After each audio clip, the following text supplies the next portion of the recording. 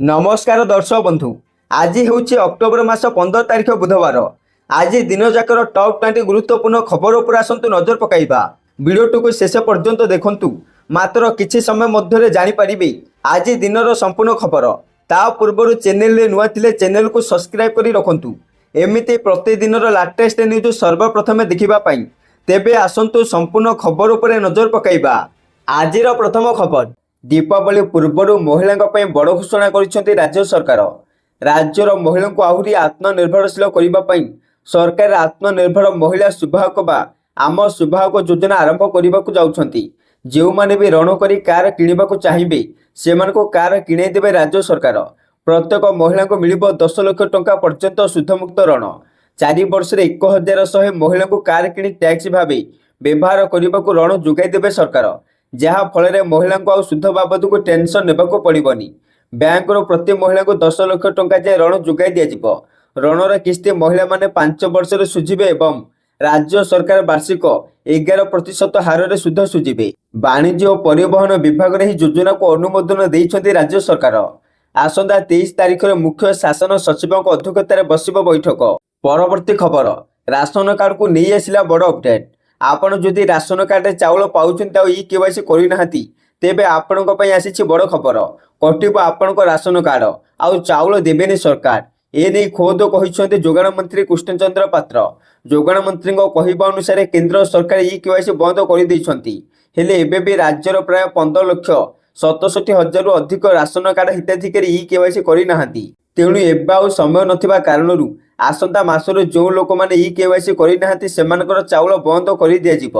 से आहरी मध्य कहते आउ समय नहीं, एबे भी केवाईसी करनथिबा लोकंको चाउल पठा जाउछि से सब को बंद कर दिज्व। जो माने केवाईसी करिवे नहीं सेमानक पई चाउल जीव नहीं। केंद्र सरकार समय बढ़ाइले आमे मध्य बढ़ाइबु। जदि किए बाद रहिथिबे सेमाने लिखित भावे दिले तांको कथा विचार कराजिबो। परवर्ती खबर, बाण फुटाइबाकू नहीं आसिला बड़ खबर।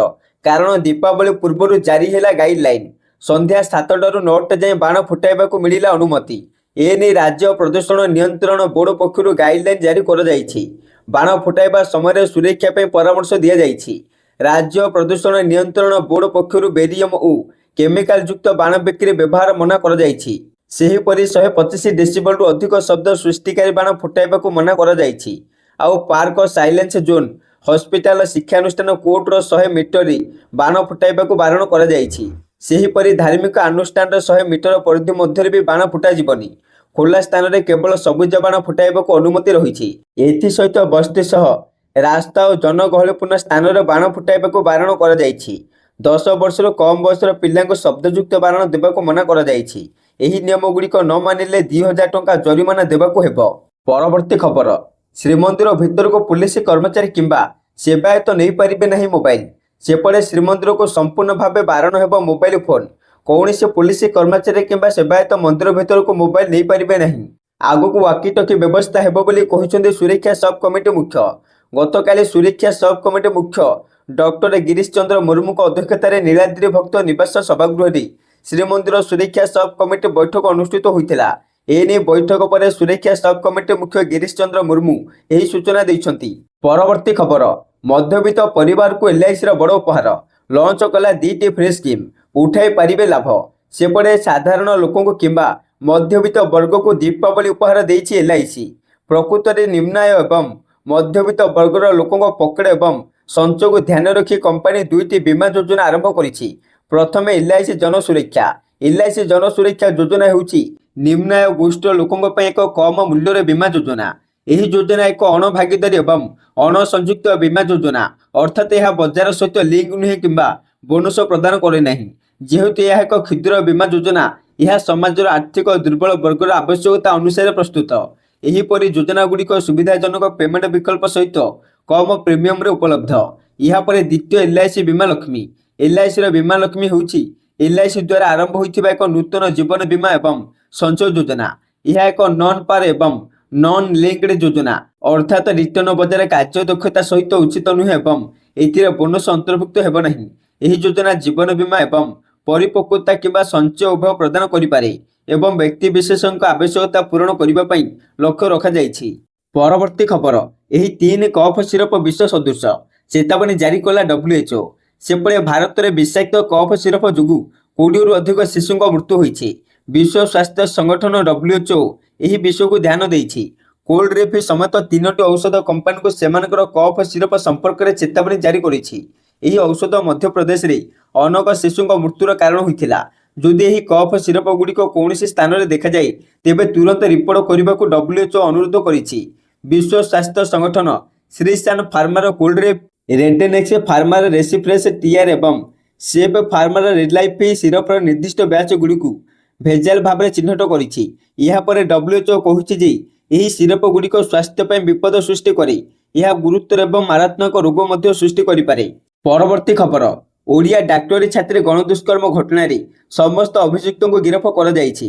ଏହି ଗଣଦୁଷ୍କର୍ମ ଘଟଣାରେ ମୋଟ 5 ଜଣ ଅଭିଯୁକ୍ତ ସାମିଲ ଥିଲେ। ମୁଖ୍ୟ ଅଭିଯୁକ୍ତ ବି ଗିରଫ ହୋଇଛି। ଗତକାଲି ସାମ୍ବାଦିକ ସମ୍ମିଳନୀ କରି ସୂଚନା ଦେଇଛନ୍ତି Asansol Durgapur police commissionerate commissioner. ଏହି ଘଟଣାରେ ପଶ୍ଚିମବଙ୍ଗ ପୁଲିସ ପୀଡ଼ିତା ଓ ତାଙ୍କ ପରିବାରକୁ ସମସ୍ତ ପ୍ରକାର ସହଯୋଗ କରିବାକୁ ପ୍ରସ୍ତୁତ ଅଛନ୍ତି। ଘଟଣା ଘଟିବା ପରଦିନ ନିଜେ ପୁଲିସ କମିଶନର ପୀଡ଼ିତାଙ୍କୁ ମେଡିକାଲରେ ଭେଟିବା ସହିତ ତାଙ୍କ ବାପାଙ୍କ ସହିତ କଥା ହୋଇଥିଲେ। ପରବର୍ତ୍ତୀ ଖବର, 24 ଯାଏଁ ବଢ଼ିଲା ମୁଖ୍ୟମନ୍ତ୍ରୀ ମେଧାବୀ ଛାତ୍ରବୃତ୍ତି ଆବେଦନ। ସେପଟେ ଉଚ୍ଚଶିକ୍ଷା ବିଭାଗ ଦ୍ୱାରା 2025-26 ଶିକ୍ଷାବର୍ଷ ପାଇଁ ମୁଖ୍ୟମନ୍ତ୍ରୀ ମେଧାବୀ ଛାତ୍ର ପ୍ରୋତ୍ସାହନ ଯୋଜନା ଅଧୀନରେ ବିଭିନ୍ନ ବୃତ୍ତି ପାଇଁ ଆବେଦନ ଅବଧିକୁ ବୃଦ୍ଧି କରାଯାଇଛି।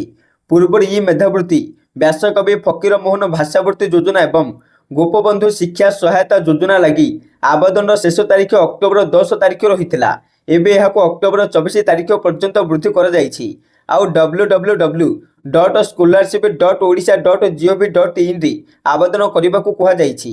ଏହାପରେ ସୋମବାର ଉଚ୍ଚଶିକ୍ଷା ବିଭାଗ ପକ୍ଷରୁ ଜାରି ବିଜ୍ଞପ୍ତି ଅନୁସାରେ ଏହି ମେଧାବୃତ୍ତି ଓ ବ୍ୟାସକବି ଫକୀର ମୋହନ ଭାଷାବୃତ୍ତି ପାଇଁ ଆବେଦନ ଫର୍ମଗୁଡ଼ିକୁ 31 ତାରିଖ ମଧ୍ୟରେ ଯାଞ୍ଚ କରାଯିବ। ଆଉ ଗୋପବନ୍ଧୁ ଶିକ୍ଷା ସହାୟତା ଯୋଜନାର ଫର୍ମଗୁଡ଼ିକ ଯାଞ୍ଚ ପାଇଁ ନଭେମ୍ବର 10 ଶେଷ ତାରିଖ ରଖାଯାଇଛି।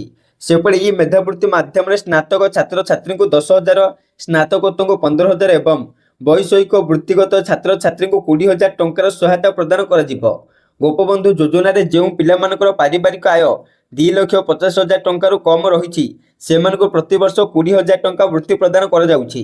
ସେହିପରି ଓଡ଼ିଆ ସ୍ନାତକୋତ୍ତର ପାଠ୍ୟକ୍ରମରେ ଯୋଗ୍ୟତା ଅର୍ଜନ କରିଥିବା ପ୍ରତ୍ୟେକ ଛାତ୍ରଛାତ୍ରୀଙ୍କୁ ଏକକାଳୀନ 30,000 ଟଙ୍କା ଏବଂ ଓଡ଼ିଆ ସମ୍ମାନ ସ୍ନାତକ ପାଠ୍ୟକ୍ରମରେ ଯୋଗ୍ୟତା ଅର୍ଜନ କରିଥିବା ଛାତ୍ରଛାତ୍ରୀଙ୍କୁ ଏକକାଳୀନ 20,000 ଟଙ୍କା ଆର୍ଥିକ ଅନୁଦାନ ଯୋଗାଇ ଦିଆଯିବ ବୋଲି ଉଚ୍ଚଶିକ୍ଷା ବିଭାଗ ପକ୍ଷରୁ ସୂଚନା ଦିଆଯାଇଛି।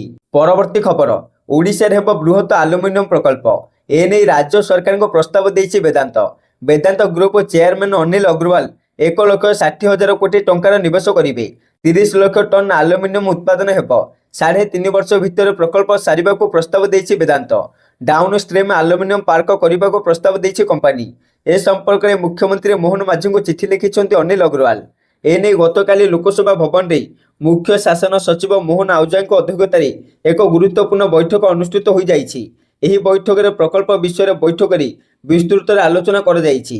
ନିର୍ଦ୍ଧାରିତ ସମୟରେ ପ୍ରକଳ୍ପ କାର୍ଯ୍ୟକାରୀ କରିବାକୁ କମ୍ପାନୀକୁ ସବୁ ପ୍ରକାର ସହାୟତା ଯୋଗାଇ ଦେବାକୁ ମୁଖ୍ୟ ଶାସନ ସଚିବ ବିଭିନ୍ନ ବିଭାଗୀୟ ଅଧିକାରୀଙ୍କୁ ବୈଠକରେ କହିଛନ୍ତି। ସେପଟେ ପ୍ରକଳ୍ପ ନେଇ ଖୁବ୍ ଶୀଘ୍ର ଓଡ଼ିଶା ଆସି ମୁଖ୍ୟମନ୍ତ୍ରୀ ମୋହନ ମାଝୀଙ୍କୁ ଭେଟିବେ ଅନିଲ ଅଗ୍ରୱାଲ। ପରବର୍ତ୍ତୀ ଖବର, ନିର୍ବାଚନ ପାଇଁ ପ୍ରାର୍ଥୀ ଘୋଷଣା କଲା ବିଜେପି। ସେପଟେ ବିହାର ବିଧାନସଭା ନିର୍ବାଚନ ପାଇଁ ମଙ୍ଗଳବାର ବିଜେପି ପ୍ରଥମ ପର୍ଯ୍ୟାୟ ପ୍ରାର୍ଥୀ ତାଲିକା ଘୋଷଣା କରିଛି। ଏହି ପ୍ରଥମ ପର୍ଯ୍ୟାୟ ପ୍ରାର୍ଥୀ ଘୋଷଣାରେ 71 ପ୍ରାର୍ଥୀଙ୍କ ନାମ ଘୋଷଣା କରିଛି ବିଜେପି। ତେବେ ବରିଷ୍ଠ ବିଜେପି ନେତା ତଥା ଉପମୁଖ୍ୟମନ୍ତ୍ରୀ ସମ୍ରାଟ ଚୌଧୁରୀଙ୍କୁ ତାରାପୁର ସିଟ୍ରୁ ଟିକେଟ୍ ଦେଇଛି ବିଜେପି। ସେହିପରି ରାମ କୃପାଳ ଯାଦବଙ୍କୁ ଦଳ ଦାନାପୁର ଆସନରୁ ପ୍ରାର୍ଥୀ କରିଛି। ତେବେ ଏହି ତାଲିକାରେ ଅନେକ ଆଶ୍ଚର୍ଯ୍ୟଜନକ ବିବରଣୀ ଅଛି ଏବଂ ବିହାରରେ ବିଜେପିର ଭବିଷ୍ୟତ ଯୋଜନାର ଏକ ଝଲକ ଦେଖିବାକୁ ମିଳିଛି। ପ୍ରଶାନ୍ତ କିଶୋରଙ୍କ ଦୃଢ଼ ଅଭିଯୋଗ ସତ୍ତ୍ୱେ ଉପମୁଖ୍ୟମନ୍ତ୍ରୀ ସମ୍ରାଟ ଚୌଧୁରୀଙ୍କୁ ତାରାପୁର ଆସନରୁ ପ୍ରାର୍ଥୀ କରାଯାଇଛି।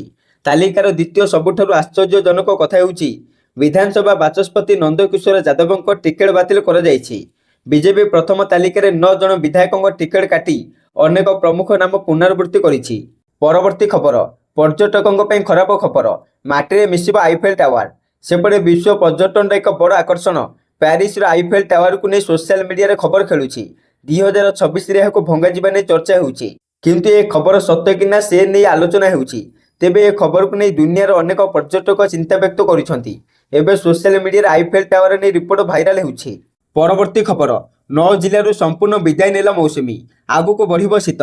ସେପଟେ ଦକ୍ଷିଣ ପଶ୍ଚିମ ମୌସୁମୀ ବାୟୁ ଓଡ଼ିଶାର କିଛି ଅଞ୍ଚଳରୁ ବିଦାୟ ନେଇଛି। 24 ଘଣ୍ଟା ମଧ୍ୟରେ 9 ଜିଲ୍ଲାରୁ ସମ୍ପୂର୍ଣ୍ଣ ବିଦାୟ ନେଲା ମୌସୁମୀ। ମୟୂରଭଞ୍ଜ, ଦେବଗଡ଼, କେନ୍ଦୁଝର, ବାଲେଶ୍ୱର, ସୁନ୍ଦରଗଡ଼, ଝାରସୁଗୁଡ଼ା, ସମ୍ବଲପୁର, ସୋନପୁର, ବରଗଡ଼ ଜିଲ୍ଲାରୁ ସମ୍ପୂର୍ଣ୍ଣ ବିଦାୟ ନେଇଛି ମୌସୁମୀ। ସେହିପରି 7 ଜିଲ୍ଲାରୁ ଅଧିକାଂଶ ସ୍ଥାନରୁ ବିଦାୟ ନେଇଛି ମୌସୁମୀ। ବୌଦ୍ଧ, ଯାଜପୁର, ଭଦ୍ରକ, ଢେଙ୍କାନାଳ, ଅନୁଗୁଳ, ବଲାଙ୍ଗୀର, ନୂଆପଡ଼ାର କିଛି ସ୍ଥାନରୁ ଲେଉଟାଣି ନେଇଥିଲା ବେଳେ ଆସନ୍ତା 24 ଘଣ୍ଟା ମଧ୍ୟରେ ସମ୍ପୂର୍ଣ୍ଣ ବିଦାୟ ନେବ। ଅନ୍ୟ 14 ଜିଲ୍ଲାରୁ ଆଦୌ ମୌସୁମୀ ଅପସାରଣ ହୋଇନାହିଁ। ପାଗ ଅନୁକୂଳ ଅଛି, 24 ଘଣ୍ଟାରେ ବିଦାୟ ନେବ। ରାଜ୍ୟର ଆଗାମୀ 3 ଦିନ ପର୍ଯ୍ୟନ୍ତ ବିଭିନ୍ନ ଜିଲ୍ଲାରେ ହାଲୁକାରୁ ମଧ୍ୟମ ଧରଣର ବର୍ଷା ହେବା ନେଇ ସତର୍କତା ଜାରି କରିଛି ବିଭାଗ। ରାଜ୍ୟର ଅଧିକାଂଶ ଜିଲ୍ଲାରେ ଏବେ ହାଲୁକାରୁ ଥଣ୍ଡା ଅନୁଭୂତ ହେଲାଣି। ଆଗକୁ ଶୀତ ବଢ଼ିବା ସହ କାକର ପଡ଼ିବ। ପରବର୍ତ୍ତୀ ଖବର, ଗୁଗୁଲ ସିଇଓ ସୁନ୍ଦର ପିଚାଇଙ୍କ ବଡ଼ ଘୋଷଣା। ସେପଟେ ଗୁଗୁଲ ସିଇଓ ସୁନ୍ଦର ପିଚାଇ ମଙ୍ଗଳବାର ଏକ ବଡ଼ ଘୋଷଣା କରି ଭାରତରେ ଏକ ଆର୍ଟିଫିସିଆଲ ଇଣ୍ଟେଲିଜେନ୍ସ ଏଆଇ ହବ ପ୍ରତିଷ୍ଠା ଘୋଷଣା କରିଛନ୍ତି। ଏହି ପଦକ୍ଷେପ ପାଇଁ କମ୍ପାନୀ $15 ବିଲିୟନ ନିବେଶ କରିବ।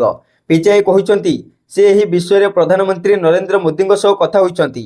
ଆନ୍ଧ୍ରପ୍ରଦେଶର ବିଶାଖାପାଟନମରେ ଏକ ନିର୍ଦ୍ଦିଷ୍ଟ ଯୋଜନା ସହିତ ଏକ ବଡ଼ ଡାଟା ସେଣ୍ଟର ଏବଂ ଏଆଇ ହବ ନିର୍ମାଣ କରାଯିବ। ଏଥିସହିତ ସୁନ୍ଦର ପିଚାଇ ସୋସିଆଲ ମିଡିଆ ପ୍ଲାଟଫର୍ମ ଗୁଗଲରେ ଏ ବିଷୟରେ ଏକ ପୋଷ୍ଟ ମଧ୍ୟ ସେୟାର କରି ସେ ଲେଖିଛନ୍ତି, ଭାରତୀୟ ପ୍ରଧାନମନ୍ତ୍ରୀ ନରେନ୍ଦ୍ର ମୋଦିଙ୍କ ସହ କଥା ହେବା ଏକ ଚମତ୍କାର ଅଭିଜ୍ଞତା ଥିଲା। ଆମେ ବିଶାଖାପାଟନମରେ ନିର୍ମିତ ହେବାକୁ ଥିବା ଗୁଗଲର ପ୍ରଥମ ଏଆଇ ହବ ପାଇଁ ଯୋଜନା ସେୟାର କରିଥିଲୁ। ଏହା ଏକ ଐତିହାସିକ ପଦକ୍ଷେପ ହେବ। ଏହି ହବରେ ଗିଗାୱାଟ ସ୍କେଲ କମ୍ପ୍ୟୁଟିଂ କ୍ଷମତା, ଏକ ନୂତନ ଅନ୍ତର୍ଜାତୀୟ ଉପସମୁଦ୍ର ପ୍ରବେଶପଥ ଏବଂ ବୃହତ ଶକ୍ତି ଭିତ୍ତିଭୂମି ଅନ୍ତର୍ଭୁକ୍ତ ହେବ। ପରବର୍ତ୍ତୀ ଖବର, ଆକାଉଣ୍ଟରୁ 100% ଟଙ୍କା ଉଠାଇ ପାରିବେ, ନିୟମ ସରଳ କଲେ ସରକାର। ସେପଟେ ନିଯୁକ୍ତିପ୍ରାପ୍ତ ବ୍ୟକ୍ତିମାନେ ଏବେ ସେମାନଙ୍କର ପିଏଫ୍ ଆକାଉଣ୍ଟରୁ ସମ୍ପୂର୍ଣ୍ଣ ରାଶି ଉଠାଇ ପାରିବେ। ତଥାପି ସର୍ବନିମ୍ନ 25% ବାଲାନ୍ସ ରଖିବାର ଆବଶ୍ୟକତା ରହିଛି। ଏହାର ଅର୍ଥ ହେଉଛି ଆପଣ ଆପଣଙ୍କ ପିଏଫ୍ ଆକାଉଣ୍ଟରୁ ସହଜରେ 75% ଟଙ୍କା ଉଠାଇ ପାରିବେ। କେନ୍ଦ୍ର ଶ୍ରମମନ୍ତ୍ରୀ ମନସୁଖ ମାଣ୍ଡଭିୟାଙ୍କ ଅଧ୍ୟକ୍ଷତାରେ କେନ୍ଦ୍ରୀୟ ଟ୍ରଷ୍ଟ ବୋର୍ଡ ସିବିଟିର ବୈଠକ ପରେ ଇପିଏଫ୍ଓ ଅନେକ ଆଶ୍ୱସ୍ତି ପଦକ୍ଷେପ ଘୋଷଣା କରିଛି। ଯେପରିକି ଆପଣଙ୍କ ଇପିଏଫ୍ରୁ ପାଣ୍ଠି ଉଠାଇବା ଏବେ ପୂର୍ବ ଅପେକ୍ଷା ସହଜ ହେବ। ଏହା ଏକ ଆଶ୍ୱସ୍ତି ଯେ ଆପଣଙ୍କୁ 75% ପାଣ୍ଠି ଉଠାଇବା ପାଇଁ କୌଣସି କାରଣ ଦେବାକୁ ପଡ଼ିବ ନାହିଁ। ପ୍ରାକୃତିକ ବିପର୍ଯ୍ୟୟ, ମହାମାରୀ, ଚାକିରି ହରାଇବା, ବେକାରୀ ଏବଂ ସମାନ ପରିସ୍ଥିତି ଭଳି ବିଶେଷ ପରିସ୍ଥିତିରେ ଆପଣ କୌଣସି କାରଣ ନ ଦେଇ ପାଣ୍ଠି ଉଠାଇ ପାରିବେ। ବୈଠକରେ ଦାବି ସମାଧାନ ସମ୍ପର୍କରେ ମଧ୍ୟ ନିଷ୍ପତ୍ତି ନିଆଯାଇଛି। ସେହିପରି ଇପିଏଫ୍ଓ ସଦସ୍ୟମାନେ ଏବେ ସେମାନଙ୍କର ପିଏଫ୍ ଆକାଉଣ୍ଟରେ ସମ୍ପୂର୍ଣ୍ଣ ବାଲାନ୍ସ ଉଠାଇ ପାରିବେ, ଯେଉଁଥିରେ ସେମାନଙ୍କର ନିଜର ଏବଂ ନିଯୁକ୍ତିଦାତାଙ୍କ ଅଂଶ ଅନ୍ତର୍ଭୁକ୍ତ। ଇପିଏଫ୍ଓ ପୂର୍ବ 13ଟି କଷ୍ଟମର ସର୍ତ୍ତକୁ ଦୂର କରିଛି ଏବଂ ବର୍ତ୍ତମାନ କେବଳ 3ଟି ବର୍ଗରେ ଆଂଶିକ ଉଠାଣକୁ ଅନୁମତି ଦେଇଛି। ଏଥିରେ ଅସୁସ୍ଥତା, ଶିକ୍ଷା ଏବଂ ବିବାହ ଗୃହ ଆବଶ୍ୟକତା ଏବଂ ବିଶେଷ ପରିସ୍ଥିତି ଭଳି ଗୁରୁତ୍ୱପୂର୍ଣ୍ଣ ଆବଶ୍ୟକତା ଅନ୍ତର୍ଭୁକ୍ତ। ପୂର୍ବରୁ ଶିକ୍ଷା ଏବଂ ବିବାହ ପାଇଁ କେବଳ 3ଟି ଉଠାଣକୁ ଅନୁମତି ଦିଆଯାଉଥିଲା, କିନ୍ତୁ ବର୍ତ୍ତମାନ ଶିକ୍ଷା ପାଇଁ 10 ଏବଂ ବିବାହ ପାଇଁ 5ଟି ଉଠାଣ କରାଯାଇପାରିବ। ଏହା ବ୍ୟତୀତ ପୂର୍ବରୁ ବିଭିନ୍ନ ଆବଶ୍ୟକତା ପାଇଁ ଭିନ୍ନ ହେଉଥିବା ସର୍ବନିମ୍ନ ସେବା ଅବଧିକୁ 12 ମାସକୁ ହ୍ରାସ କରାଯାଉଛି। ଏହାର ଅର୍ଥ ହେଉଛି ମାତ୍ର 12 ମାସର ସେବା ପରେ ମଧ୍ୟ ଆଂଶିକ ଉଠାଣ ସମ୍ଭବ ହେବ। ପରବର୍ତ୍ତୀ ଖବର ରହିଛି, ପାର୍ଟ ପ୍ଲଟ ପଞ୍ଜୀକରଣ ପାଇଁ ଆସିଲା ନୂଆ ଏସ୍ଓପି। ଗ୍ରାମାଞ୍ଚଳରେ ଜଳାଶୟ ବ୍ୟତୀତ ଅନ୍ୟ ସମସ୍ତ ପ୍ରକାର କିସମର ଜମି ଲାଗି ବିନା କୌଣସି ଅନୁମୋଦନରେ ହୋଇପାରିବ ପଞ୍ଜୀକରଣ। ପାର୍ଟ ପ୍ଲଟ ପଞ୍ଜୀକରଣ ପାଇଁ ଜାରି ହେଲା ଷ୍ଟାଣ୍ଡାର୍ଡ ଅପରେଟିଂ ପ୍ରୋସିଡ୍ୟୁର ବା ଏସ୍ଓପି। ରାଜସ୍ୱ ଓ ବିପର୍ଯ୍ୟୟ ପରିଚାଳନା ବିଭାଗ ପକ୍ଷରୁ ଜାରି ହୋଇଛି ଏସ୍ଓପି। ଜମି ବିକ୍ରିର ସରଳୀକରଣ ହୋଇଛି। ଗ୍ରାମାଞ୍ଚଳରେ ଜଳାଶୟ ବ୍ୟତୀତ ଅନ୍ୟ ସମସ୍ତ ପ୍ରକାର କିସମର ଜମି ଲାଗି ବିନା କୌଣସି ଅନୁମୋଦନରେ ହୋଇପାରିବ ପାର୍ଟ ପ୍ଲଟ ପଞ୍ଜୀକରଣ। ଜଳାଶୟ କିସମ ଜମି କ୍ଷେତ୍ରରେ ପାର୍ଟ ପ୍ଲଟ ନୁହେଁ, ସମ୍ପୂର୍ଣ୍ଣ ପ୍ଲଟର ପଞ୍ଜୀକରଣ ସମ୍ଭବପର ହୋଇପାରିବ। ଟାଉନ ପ୍ଲାନିଂ ଅଥରିଟି ଅଧୀନରେ ଆସୁଥିବା ଅଞ୍ଚଳରେ ଅଥରିଟିର ବିନା ଲିଖିତ ଅନୁମତିରେ ହୋଇପାରିବନି ପାର୍ଟ ପ୍ଲଟ ପଞ୍ଜୀକରଣ, କିନ୍ତୁ ବଂଶାନୁକ୍ରମିକ ପାରିବାରିକ ଜମି କ୍ଷେତ୍ରରେ ବିନା ଅନୁମୋଦନରେ ପାର୍ଟ ପ୍ଲଟ ପଞ୍ଜୀକରଣ ହୋଇପାରିବ। ସେହିପରି ଏକ ବଡ଼ ପ୍ଲଟରୁ ଗୋଟିଏ ଥର ପାଇଁ 500 ବର୍ଗମିଟରରୁ କମ୍ ପରିମାଣର ପାର୍ଟ ପ୍ଲଟ ପଞ୍ଜୀକରଣକୁ ଅନୁମତି ମିଳିବ। ତେବେ ସେହି ଜମି ରିଅଲ ଇଷ୍ଟେଟ ଉଦ୍ଦେଶ୍ୟର ବ୍ୟବହାର ହୋଇପାରିବ ନାହିଁ। ସେହିପରି ଚାଷ ଜମି କ୍ଷେତ୍ରରେ ପାର୍ଟ ପ୍ଲଟ ପଞ୍ଜୀକରଣ ସମ୍ଭବପର, କିନ୍ତୁ ପାର୍ଟ ପ୍ଲଟ କେବଳ ଚାଷ ଉଦ୍ଦେଶ୍ୟରେ ବ୍ୟବହାର ହୋଇପାରିବ। ଅନ୍ୟପକ୍ଷରେ ଜମି ପଞ୍ଜୀକରଣ ସମୟରେ ସବୁ ଜମିର ସବିଶେଷ ବିବରଣୀ ଯଥା ପ୍ରକୃତ ମ୍ୟାପ, ଜମି ସୀମା ଓ ଘୋଷଣାପତ୍ର ଜରୁରୀ। ଏହାର ଯାଞ୍ଚ ପରେ ଜମି ପଞ୍ଜୀକରଣ କରିବେ। ପରବର୍ତ୍ତୀ ଖବର ରହିଛି 8 ପେ କମିଶନ ସାଲାରୀ। ଅଷ୍ଟମ ବେତନ ଲାଗୁ ପରେ କେତେ ବଢ଼ିବ ବାର୍ଷିକ ଦରମା? ଡିଏ ଏବଂ ଏଚ୍ଆର୍ଏ ବୁଝି ନିଅନ୍ତୁ ଗଣିତ। ଅଷ୍ଟମ ବେତନ କମିଶନ ବିଷୟରେ ନିରନ୍ତର କଳ୍ପନା ଜଳ୍ପନା ଚାଲିଛି, କିନ୍ତୁ ଗୋଟିଏ କଥା ସ୍ପଷ୍ଟ, ଯଦିଓ ଏହାକୁ ସମ୍ପୂର୍ଣ୍ଣ କାର୍ଯ୍ୟକାରୀ ହେବାକୁ 2027 ପର୍ଯ୍ୟନ୍ତ ସମୟ ଲାଗିପାରେ, ଏହାର ଲାଭ 1 ଜାନୁଆରୀ 2026ରୁ ଯୋଡ଼ାଯିବ। ଏହି ପରିମାଣ 50 ଲକ୍ଷରୁ ଅଧିକ କେନ୍ଦ୍ରୀୟ କର୍ମଚାରୀ ଏବଂ ପ୍ରାୟ 6.5 ଲକ୍ଷ ପେନସନଭୋଗୀଙ୍କୁ ବକେୟା ଭାବରେ ଦିଆଯିବ। ଆଉ ଏକ ଗୁରୁତ୍ୱପୂର୍ଣ୍ଣ ବିଚାର ଫିଟମେଣ୍ଟ ଫ୍ୟାକ୍ଟର ଫର୍ମୁଲା ସହିତ ଜଡ଼ିତ। ଫିଟମେଣ୍ଟ ଫ୍ୟାକ୍ଟର ନୂତନ ମୌଳିକ ଦରମା ନିର୍ଣ୍ଣୟ କରିବା ପାଇଁ କର୍ମଚାରୀଙ୍କ ବର୍ତ୍ତମାନର ମୌଳିକ ଦରମାକୁ ଗୁଣନ କରିବା ପାଇଁ ବ୍ୟବହୃତ ଗୁଣକକୁ ବୁଝାଏ।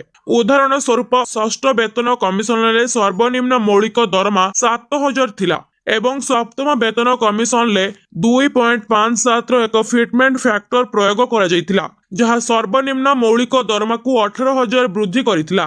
ଏବେ ଅଷ୍ଟମ ବେତନ କମିଶନରେ କାର୍ଯ୍ୟକାରୀ ହେବାକୁ ଥିବା ଫିଟମେଣ୍ଟ ଫ୍ୟାକ୍ଟର ଅନୁସାରେ ମୌଳିକ ଦରମା ନିର୍ଣ୍ଣୟ କରାଯିବ।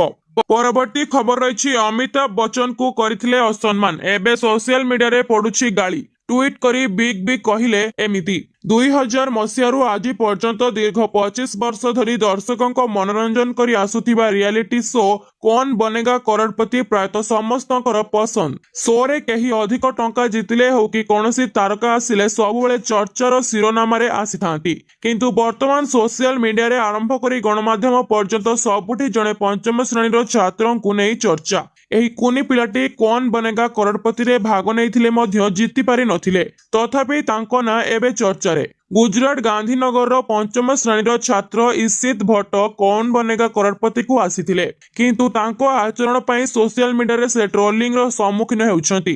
ଅମିତାଭ ବଚ୍ଚନଙ୍କ ଦ୍ୱାରା ଆୟୋଜିତ ଶୋରେ ତାଙ୍କର ଓଭର କନଫିଡେନ୍ସ ଏବଂ ବ୍ୟବହାର ଦର୍ଶକଙ୍କୁ ଭଲ ଲାଗିନଥିଲା। ବିଗ୍ ବିଙ୍କ ପ୍ରତି ତାଙ୍କର ଆଚରଣ ମଧ୍ୟ ଦର୍ଶକଙ୍କୁ କ୍ରୋଧିତ କରିଛି। ପରବର୍ତ୍ତୀ ଖବର ରହିଛି, ଦୀପାବଳି ପୂର୍ବରୁ ଜନତାଙ୍କୁ 440 ଭୋଲ୍ଟର ଝଟକା, 6 ଗୁଣ ବଢିଲା ନୂଆ ବିଦ୍ୟୁତ କନେକ୍ସନ ଦର। ଦୀପାବଳି ପୂର୍ବରୁ ବିଦ୍ୟୁତ ବିଭାଗର ଏକ ମନମୁଖୀ ନିଷ୍ପତ୍ତି ହଜାର ହଜାର ଗରିବ ପରିବାରକୁ ଅନ୍ଧାରରେ ଠେଲି ଦେଇଛି। ନୂତନ ବିଦ୍ୟୁତ ସଂଯୋଗ ସହିତ ଏକ ସ୍ମାର୍ଟ ପ୍ରିପେଡ ମିଟର ପାଇଁ ବିଭାଗ 6,016 ଜମା କରିବାକୁ ବାଧ୍ୟତାମୂଳକ କରିଛି। ଏହି ମିଟର ଗୁଡ଼ିକୁ କେନ୍ଦ୍ର ସରକାରଙ୍କର RDSS ଯୋଜନା ଅଧୀନରେ ମାଗଣାରେ ସ୍ଥାପନ କରିବାକୁ ବାଧ୍ୟତାମୂଳକ କରାଯାଇଛି। ଏହା ସତ୍ତ୍ୱେ ବିଦ୍ୟୁତ ନିୟାମକ ଆୟୋଗର ଅନୁମତି ବିନା ଉତ୍ତର ପ୍ରଦେଶରେ ଏହି ନିୟମ ଲାଗୁ କରାଯାଇଛି। ଫଳସ୍ୱରୂପ ଗରିବ ମଧ୍ୟବିତ୍ତ ଏବଂ ପରିବାରମାନେ ଏବେ ଇଚ୍ଛା କଲେ ମଧ୍ୟ ବିଦ୍ୟୁତ ସଂଯୋଗ ପାଇପାରିବେ ନାହିଁ। ଉତ୍ତର ପ୍ରଦେଶ ଉପଭୋକ୍ତା ପରିଷଦର ସଭାପତି ଅବଦେଶ ବର୍ମା ଏହାକୁ ଗରିବଙ୍କ ପ୍ରତି ସିଧାସଳଖ ଅନ୍ୟାୟ ବୋଲି କହିଛନ୍ତି। ଅବଦେଶ ବର୍ମାଙ୍କ ଅନୁଯାୟୀ ନିୟାମକ ଆୟୋଗର ଅନୁମୋଦନ ବିନା ଶକ୍ତି ବିଭାଗ ମିଟର ଫିର 6 ଗୁଣ ଆଦାୟ କରୁଛି। ଏହା ସମ୍ପୂର୍ଣ୍ଣ ବେଆଇନ ଏବଂ ଏହାକୁ ତୁରନ୍ତ ବନ୍ଦ କରାଯିବା ଉଚିତ। ପରବର୍ତ୍ତୀ ଖବର ଅଛି, ଦୀପାବଳି ପୂର୍ବରୁ ଟେନସନ ଦେଲାଣି ସୁନା ଦର, ଦାମ 1.25 ଲକ୍ଷ ପାର। ଜାଣନ୍ତୁ ଆପଣଙ୍କ ସହରରେ ଆଜି କେତେ ରହିଛି ରେଟ୍। କ୍ଷତିର ଋତୁ ମଧ୍ୟରେ ସପ୍ତାହର ଦ୍ୱିତୀୟ ବାଣିଜ୍ୟ ଦିନରେ ସୁନାର ଚମକ ଆହୁରି ବୃଦ୍ଧି ପାଇଛି। ଆଜି ଘରୋଇ ଫ୍ୟୁଚର୍ସ ବଜାରରେ ସୁନା ମୂଲ୍ୟ ଅଧିକ ଖୋଲିଛି।